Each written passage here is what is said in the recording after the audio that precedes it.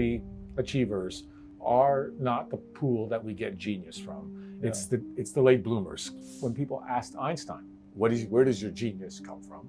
And he said, look, I've always been able to visualize ideas as a child, almost as if his development was even more delayed relative to human development. And there's this idea, I don't know how much of it is apocryphal, that he didn't do well in school. He was a sort of a slow student. Mhm. He's a late bloomer. And there's this idea that a lot of genius is associated with late bloomers. So I'd make the argument with very little data that it's not the number of neurons he had, but it was his developmental trajectory. Yeah. And weirdly, slowing that developmental trajectory wound up in his genius.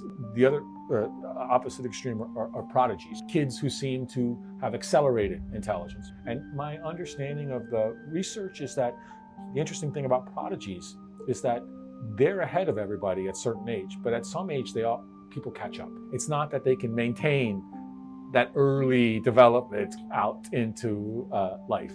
The one I don't know, because he died young, is Mozart. He seemed to be such a prodigy that is it true that if he had lived to his 50s and 60s, the rest of the musicians would have caught up with him?